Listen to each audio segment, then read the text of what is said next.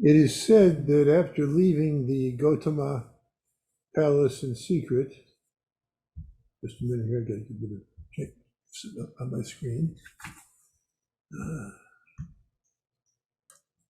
There you go. Prince Siddhartha underwent 6 years of extreme ascetic practice.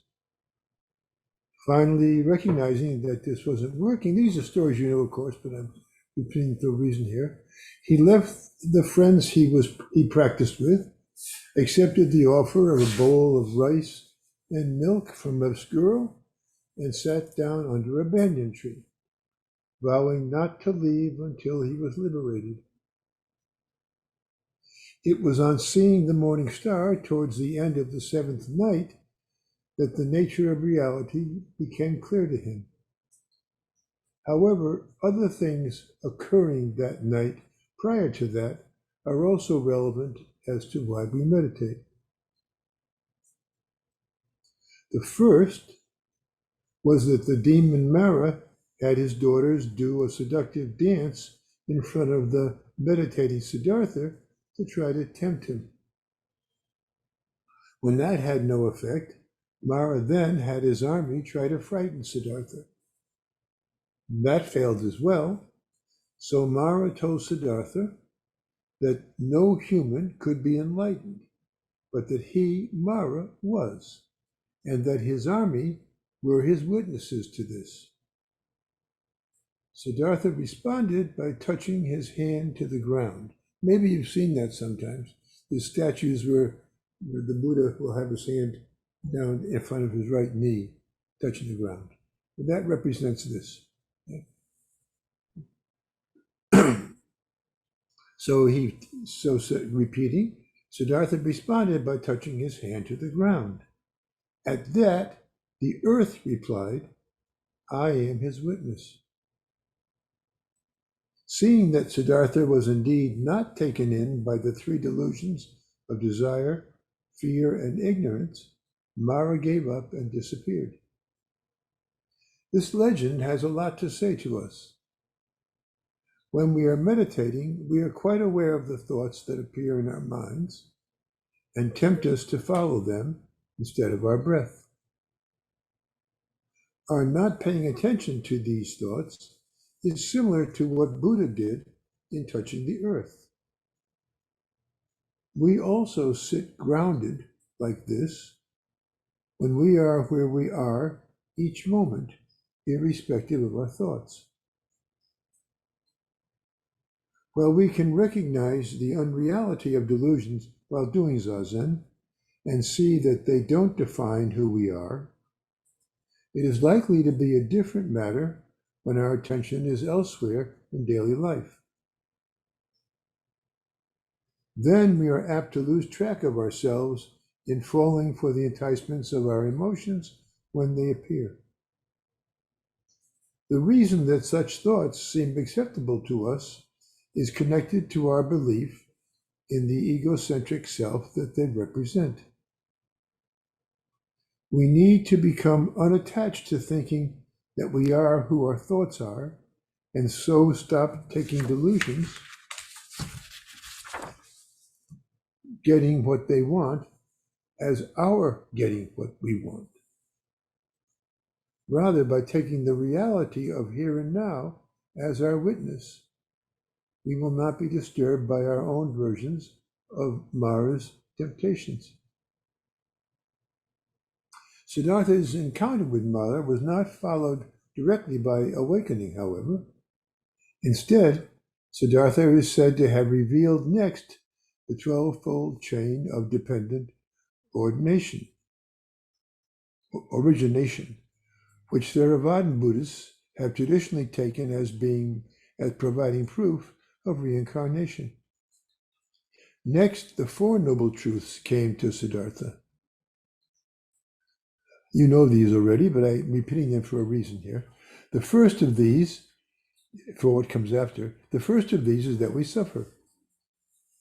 The second is that what causes our suffering is the pull of delusions, belief in our own existence, and fear of change. These three are interrelated. If delusions had no appeal, we would forget about ourselves and wouldn't be afraid of change. Likewise, if we fully accepted change, we wouldn't worry about ourselves or our delusions. The third of the Four Noble Truths is that an end can be put to our suffering by coming to terms with its causes, the result of which is nirvana. The fourth truth is that we can do this by following the Eightfold Path.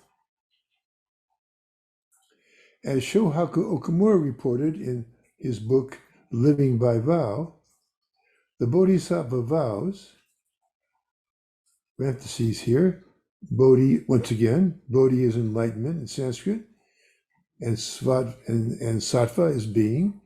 So these are the vows of an enlightened being. So Okumura said that these are restatements of the Four Noble Truths. In Theravadan Buddhism, the term bodhisattva is reserved for referring to the prior lives of Shakyamuni Buddha.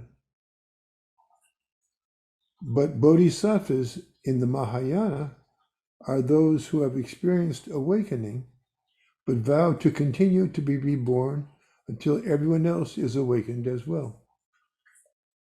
Accordingly, the Dalai Lama is said to be the 14th reincarnation of Avalokiteshvara Bodhisattva.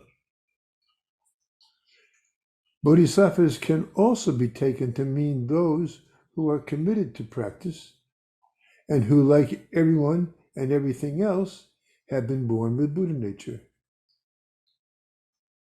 It is in the latter sense that connects the Bodhisattva vows to the Four Noble Truths. The first of the vows, beings are numberless, I vow to save them, is a rephrasing of the first truth that people suffer from their thinking. As bodhisattvas vow to help all others, even though they themselves may not yet be free. The second vow, delusions are inexhaustible, I vow to end them, comes from Shakyamuni having said that we suffer for the reasons given above. To reiterate, we don't want either ourselves or our world to change, even if both always do. And we suffer from our selfish thinking, which Mara had wished that Siddhartha had, such selfish thinking, in wanting to get what we want, not wanting to get what we don't want, and so forth. Bodhisattvas vow not to give in to delusions despite their appearing endlessly. The third vow, dharmas are of the Bodhisattva vows, dharmas are boundless, I vow to master them, is in reference to each of the numerous Buddha's teachings being a possible gate to nirvana. The last vow, the Buddha's way is unsurpassable, I vow to become it, is about reaching enlightenment through practicing the Eightfold Path. When Siddhartha realized that night, or what Siddhartha realized that night, also follows signposts of the path delineated by the Chinese founders of Soto Zen, Shito, and Dongshan. These are given in terms of the four interdependent relationships between form, which is us and the relative world we live in, and emptiness, which is our true nature and the totality of the universe. These four are, as the Heart Sutra has two of them, form is emptiness, emptiness is form, emptiness is emptiness, and form is form. Form is emptiness is representative of us seeing ourselves as being in form in the midst of emptiness. We give up attachments to the limited self for the promise of awakening. In Siddhartha's story, this is in keeping with his vowing not to stop practicing.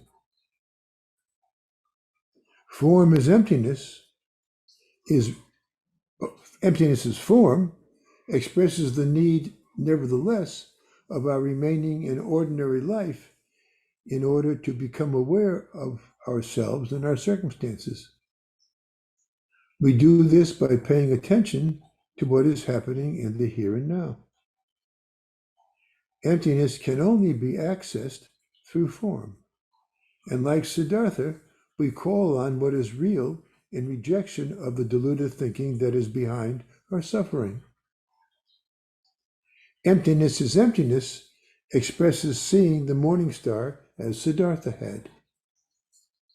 Nothing more need to be said about this. It will happen. Form is not about Siddhartha's night, but his night after awakening.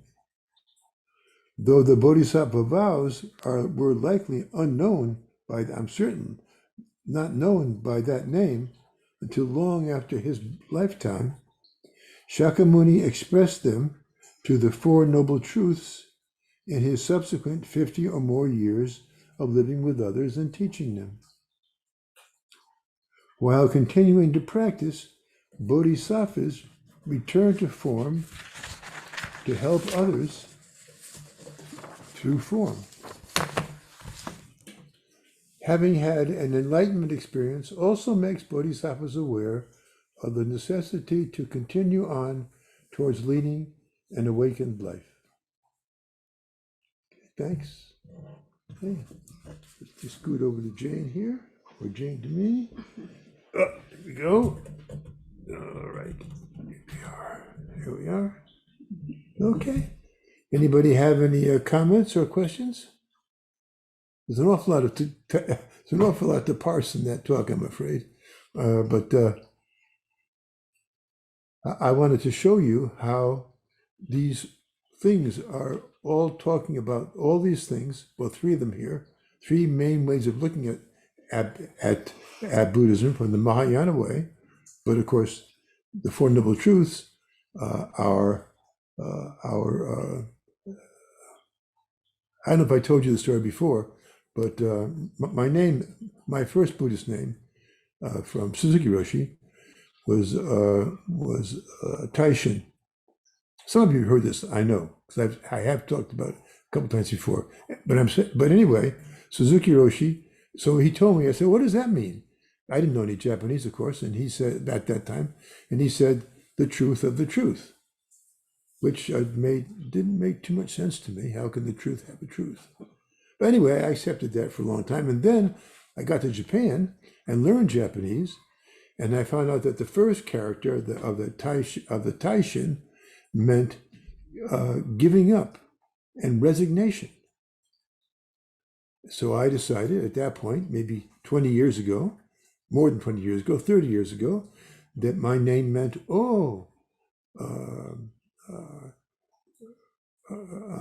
the truth. It could be the truth of resignation or giving up the truth.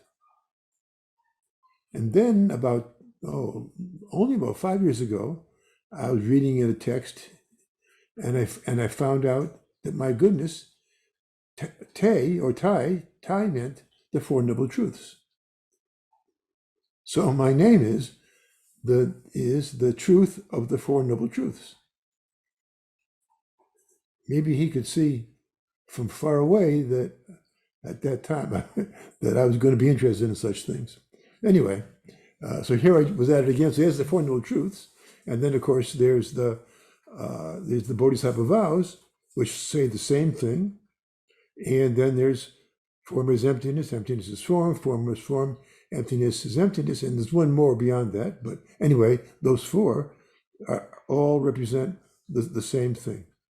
They all represent the nature of the journey that you are on with me, or I am on with you, and I are on with, etc., like that.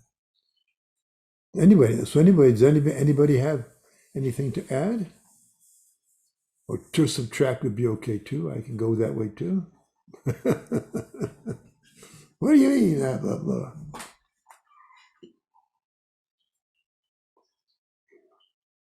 Yes, Chris. Just that I can relate somewhat. Um, but instead of Mara, like some feeling of external, it's just my own mind, just in Zazen. We're like, yeah, what if this happened? And I'll be like, yeah. Wait, no. Focus on my breathing. And then sometimes my brain will be like, what if this happened? Ah! And I'm like, oh, God, that's terrible. Wait, no. Focus on my breathing. Focus on my breathing. And yeah, it's pretty entertaining. It makes the zazen go by really well, just like, one story after another, like some endless television inside my head. Well, I watch enough television that I don't have to do that during Zazen. But that's true, Chris. Yeah, yeah. That's interesting. Yeah, that's just how it is. We're when as we as our thoughts are going past us, uh, and we get disturbed by them. That's exactly what's happening, and that's exactly what we're working on, not living by. Mike. Not sure if this is quite on subject, but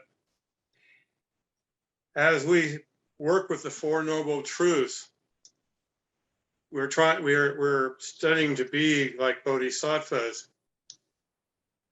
Are we bodhisattvas without knowing it because we're working on the Four Noble Truths, or is that just a title that we shouldn't be attached to and just desire to understand the Four Noble Truths? But basically what I'm saying is the practice making you a bodhisattva, or you have to accomplish the practice to give yourself the title of bodhisattva, which is again being attached to a title.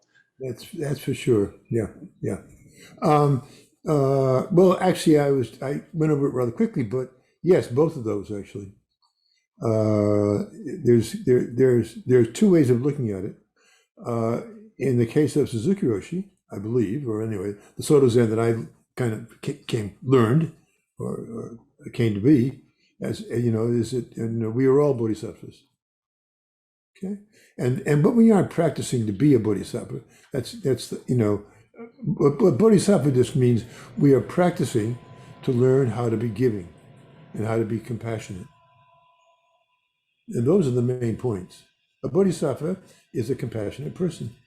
And actually, our nature is compassionate. When we, when something hits the fan, then at that time, our compassion gets expressed. We don't think about it, we just act. That's our nature. We often now, but how, of course, the one thing that's in the way of that is Mara. Mara, of course, meaning in our case, of course, not being some minor deity, but Mara being our own mind and our own and the part that thinks of itself and therefore causes itself trouble.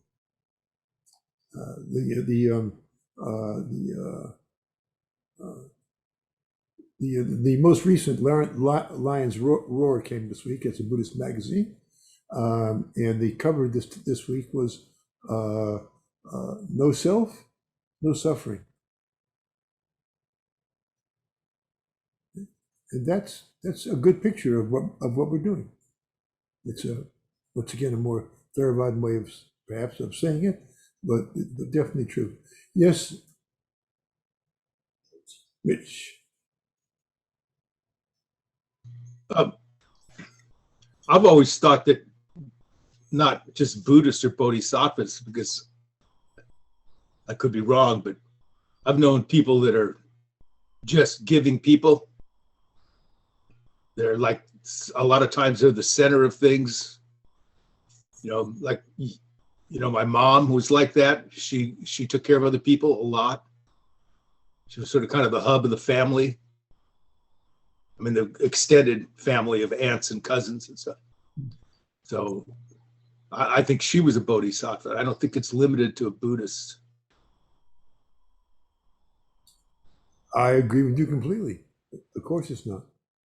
That's why, and your mom, as it were, was a bodhisattva. Yeah.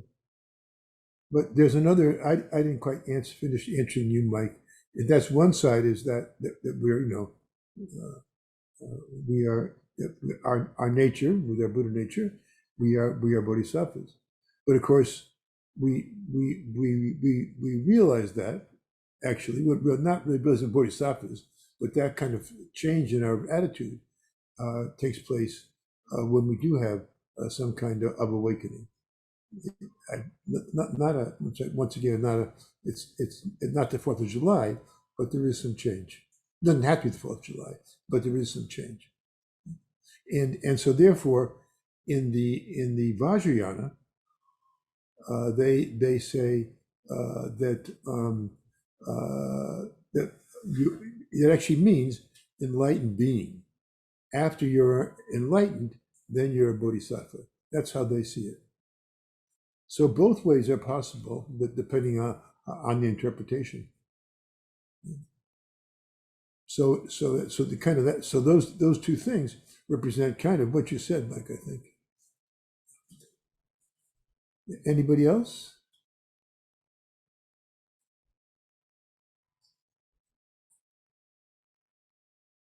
Yes, Mike?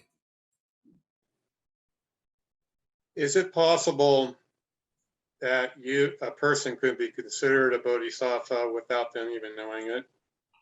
Of In the course. sense, it's a general term for someone, like we were talking about Thursday about Sister Teresa and stuff like that, which they don't strive to be bodhisattvas. They don't even understand the term, but they empathize. They emphasize the character of a bodhisattva by their actions. And so striving to be a bodhisattva is almost not, it can't be really worked on, because we all have that nature inside of us. And when we allow it to come out, and our compassion and everything else like that, is that kind of like the same thing? I mean, you could be a bodhisattva without even being a Buddhist, without even understanding what the term means, but you're still doing it. You're still representing that. Sure, but let's say you're a Christian, well, then we'd say you're a saint. I would never say that about myself. So, Saintly, yeah, of course, no one. Formally, you can't be, but you can't be. But I was thinking of someone. She's like a saint, right? She was like a saint. Yeah, you're not a saint until then. It's a whole nother shebang goes on there. Yeah. Thank Anyway, you. so therefore, that's theistic. You see, so then all those things happen after death. Yeah. So, Mitch again. Turn on your mic again. Thank you. Digressive. A week ago or the week before, Jane mentioned a previous Dharma talk that she gave on body, speech, and mind. And I went onto the YouTube channel, and I can't exactly identify which one of those was about body, speech, and mind. There's several. I have several of them on body, speech, and mind. They probably don't go by that title, though. Yeah, that's the problem. Yeah, I can look it up for you if you like. Okay, if you could just text me or email me or I will. call me on the phone. Okay, I will. Rachel?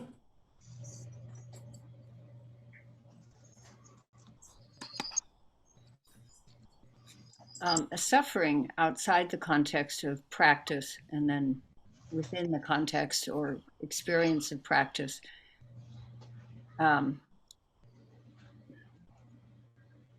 completely reverse what I considered and some others considered suffering a long time ago is no longer suffering, even if it's uncomfortable.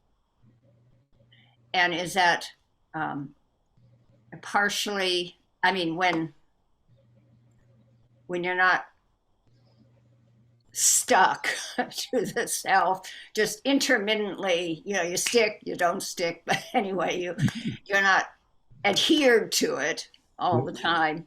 Therefore, that which was once considered torture takes a completely different, and not meaning. The entire experience can be different, but if you were looking from the outside, you'd say, well, it's the same thing, but it no longer is.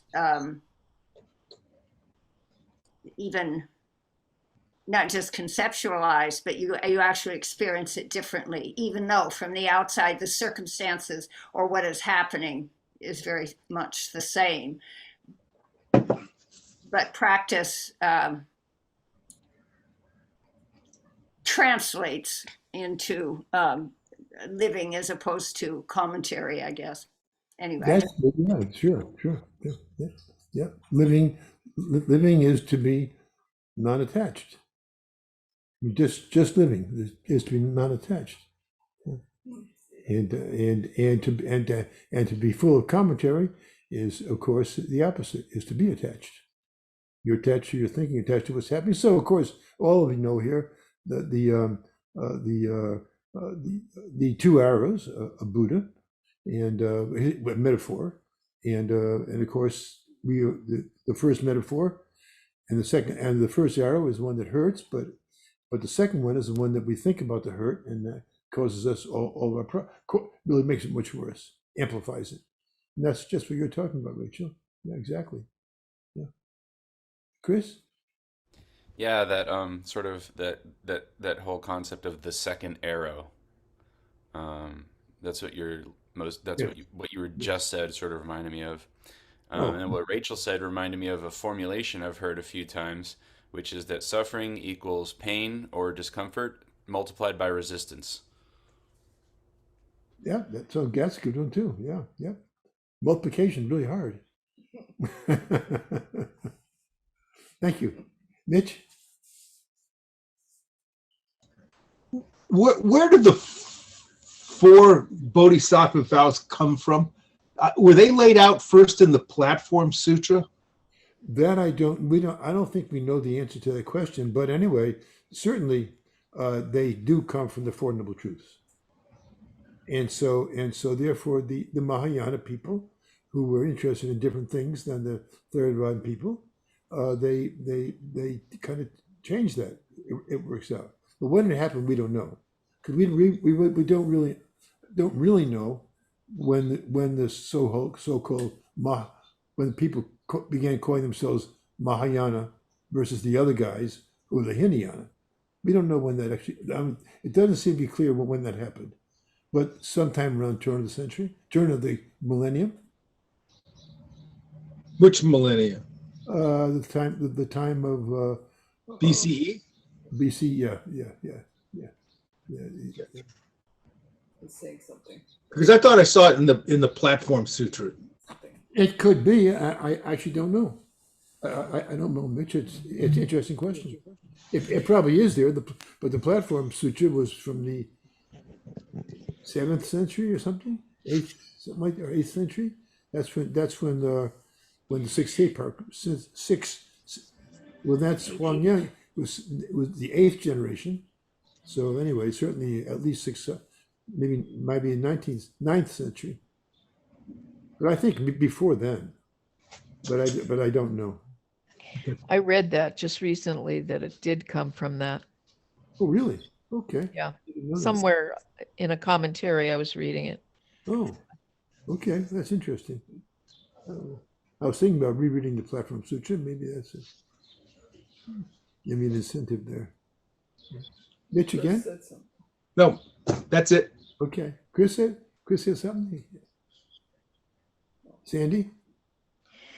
So doesn't it just boil down to we should practice with nothing in mind, to just be able to experience quietness of mind and release ourselves from thought? That in itself, if you can't think about something and obsess over it, you can't attach to it. So then therefore, you can't make your own pain while you're practicing with a quiet mind. That's true, but the main thing you see is living an ordinary life with that mind. True. So Zazen teaches that to us, but Right. but the point is not to say samadhi is great, but I'm not going to leave samadhi. This is enough. I'm not going Yeah. any further. Right. And it was and the Mahayana particularly stresses going beyond that point. Right. So therefore, that's where the bodhisattva is kind of like that's the bodhisattva's practice, in the sense, even if that's the sense of the Vajrayana, means after awakening. Awakening is one moment, and living living the life, living the enlightened life is those moments after moment. But they're probably more like, I guess, what Chris was talking. Well, who said? I forgot who said that, but anyway. Anyways, during that sometime, oh, I know what, going back and forth between those two states is like emptiness is emptiness and form is form. Not in the case, not in the way that I was talking about it today, but one emptiness is the state of really nice zazen, as it were. Form is here we are. And, we can sit zazen a couple hours a day at best, and probably not that. Most of us get by with less than an hour, and so rest of the time, what are you going to do? Not be a Buddhist? No. The idea is to really come to the part where we're not just in zazen are you not attached, but in your life you're not attached. But it seems like you develop it in zazen. You develop the ability to experience that, to let go of the thoughts and attachment. So you can take that, what you experience in zazen, into your everyday life. Yeah, that's what happens. Yes. Right. Yeah. And Naturally. And in that sense, we are really we're really practicing all the time, because everything is something to learn from. Everything is something to experience rather than to think about and to cling on to. So we become more of an experiential being rather than one that's constantly lost in our own thoughts. Mm-hmm. Yeah. But of course, even that is given up, right? So there's when I said, when there's those four things of form is emptiness, emptiness is form, emptiness is emptiness, form is form, and then there's a last one, in both, well, actually probably in all three Buddhisms, let's say, not counting faith Buddhism, but of the non-theistic Buddhism, and then that's expressed as no more learning. No more what? No more learning. Ah. It's natural. Now it's natural. You don't, I mean, the rest, you don't need anything else beyond that. You just Right. learn. You don't. Yeah. You don't need all the learning. You don't need all the Dharma talks. You don't need. It's all, it's all gone. It's all, Right. Now it's superfluous. That's what you're saying, by the way. It's just, that's what Now they say. you're just living your life. Yeah. That's why I study Dharma all the time. Anybody have something else? Thanks. Actually, that's it. I like that joke, but also people like an awful lot of Zen people, I think, mostly don't study Buddhism until they have to teach it, and then they got to go back and study it. Mm. So there's that also. But anyway, the more important thing is no more learning. Yes. Oh, what Mitch brought up, the Platform Sutra. Could we do that in the book reading I was sometime? thinking about that. Yes, I was thinking about that also. Yeah. Okay. Both the Sixth Patriarch and there's the Platform Sutra are different, I think. But yeah, both of them are short texts. And that would be not short, but not like 100 Platform pages. Sutra is by Yue Neng, the Sixth Patriarch. That's what I was curious. Yeah. So that's that's been in mind to do that, actually. Okay, that'd be good. Okay. Thank you, everybody. Thank you.